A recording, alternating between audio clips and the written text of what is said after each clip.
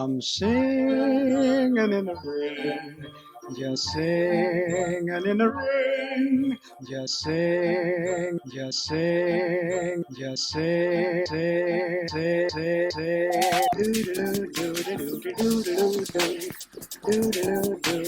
This is Heidi Moss Erickson, and welcome to Singing in the Brain, where today we're talking about the spaces in between where you sing. And in part one, we're talking about rest, because it's not what you think it is. So when you go to the doctor, the advice is usually the same.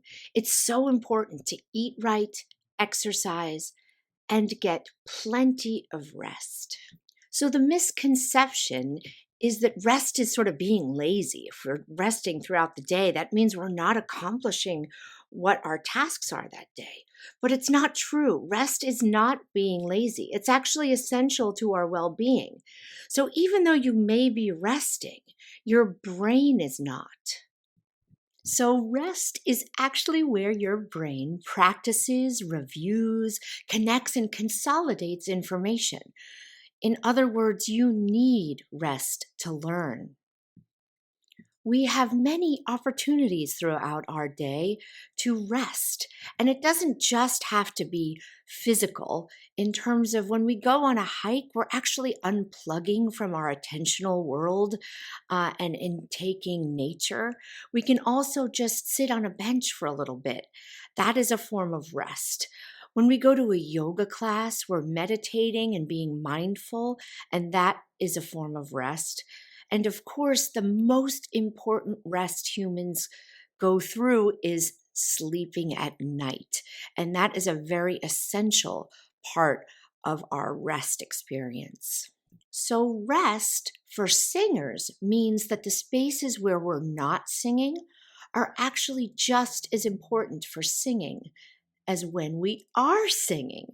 So there's spaces obviously like right before we're singing or right after, but we can now think about rest as a singer in terms of our whole day and what that means to our being and brain. And I would actually argue that the rest spaces and the spaces in between can be even more important than the time that we're actually singing. So why? Why do we need this rest in our lives? Well, it comes down to a universal feature of all humans, and that is that we're very good at forgetting things, whether it's learning someone's name in the moment or trying to remember where we put our keys. Usually within 20 minutes of getting information, we start to lose what that information is. So we do know when we get periodic reminders of something shortly after we've learned it, we remember things better. So if you learn someone's name and then you hear it again over the course of the evening, you will have a better chance of recalling that person's name. And that's why actually it's very helpful when we practice singing to have more spaced practice than mass practice.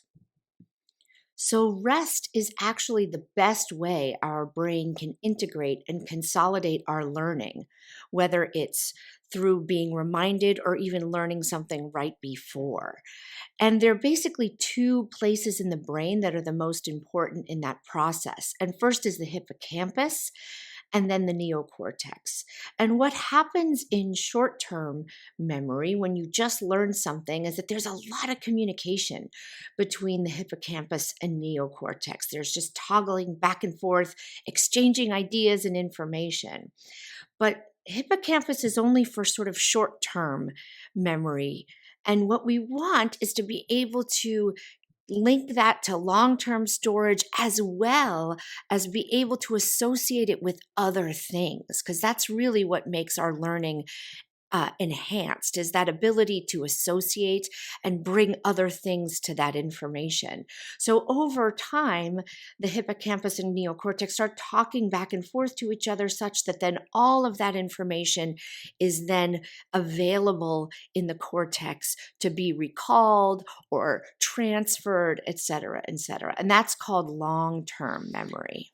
So we talked about places where we can rest on a hike or on a bench, but what kinds of rest? What distinguishes these different kinds of rest? And how will it help your singing? So I'll first talk about sleep because that is where the majority of our consolidation happens. But then there's another area that's extremely important, and that's called wakeful rest. So singers absolutely need to prioritize quality sleep.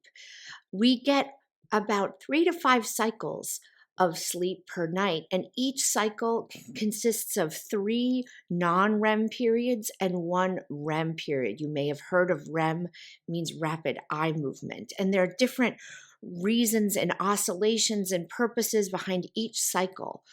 In non-REM slow wave sleep, those are slow oscillations, that is where the hippocampus sends new information to the neocortex. But then in REM, that is where those wild connections are made and associations. We are restructuring, consolidating, and making connections. And that's sort of why we have some crazy dreams, is our brain is just free associating. And that is a really highly functional process of our learning, is this association and consolidation. So that's why sleep is so important. So, what exactly is this wakeful rest? What does it mean to be awake and actually rest? Well, it means we're doing nothing. We're not attending to any specific task. Your eyes can be closed or open, but as long as there's this kind of diffuse focus, your mind can wander. Meditation is a really good form of wakeful rest, or even doing some breathing exercises where you're extending the exhalation compared to the inhalation, because that will sort of slow the heart rate down.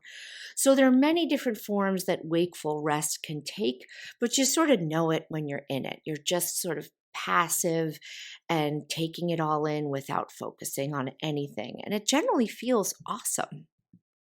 But there's something fascinating going on in your brain during wakeful rest.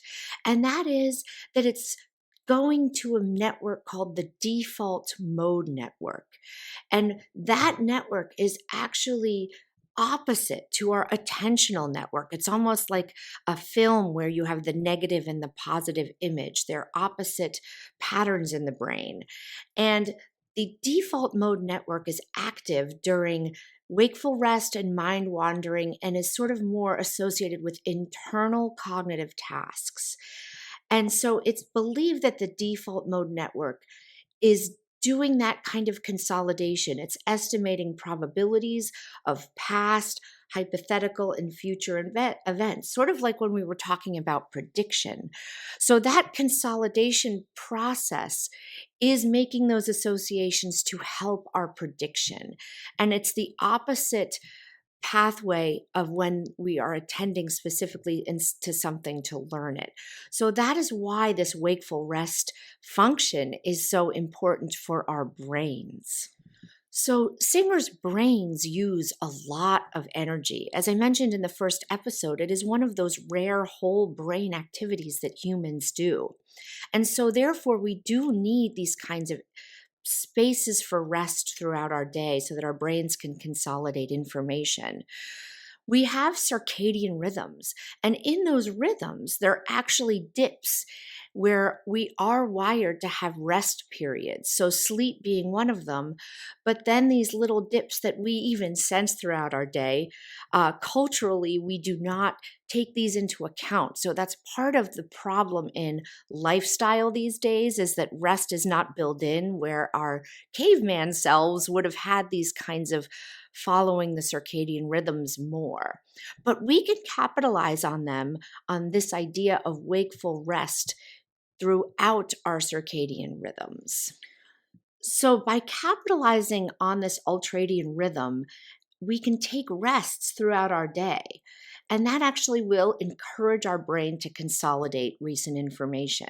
So there's a technique called the Pomodoro technique that basically takes these rhythms, the 90 minutes of focus and 20 minutes of rest, and puts it into a protocol that we can use. So for example, you can set a timer where you study for 90 minutes and then take a 20-minute break. Or you can even break it up even smaller units of 25 minutes of study and 5 minutes of rest, as long as you take these kinds of periodic moments to consolidate. And it's very helpful for learning music or learning a new strategy.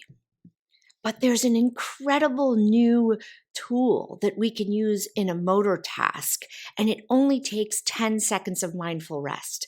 And this is from a paper from 2021, Buch et al., where they showed that during 10 seconds of rest between a motor task, in this case, it was actually playing a sequence on the piano, they showed that the brain during that rest period is replaying that motor task about 20-fold faster.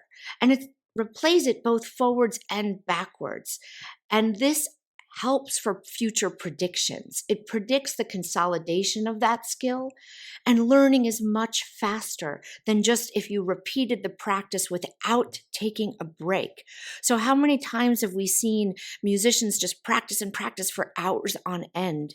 They would actually improve more if they practiced in chunks and took 10 seconds of break. So you can see here the huge leaps. They call it micro offline learning, so that the improvement occurred during the rest period, not as much during when they were actively practicing, which is just mind-blowing. We tend to think that everything we experience is on a conscious level, but so much is going on behind the scenes, and we can use that as a tool. So how can I apply this to my own singing? Well, using Handel's Messiah as an example, you can also think of it in terms of riffs in pop music or jazz improvisations. I recommend chunking your motor practice into smaller elements and then adding 10 seconds of rest in between each iteration. And you can mix it up for that predictive information.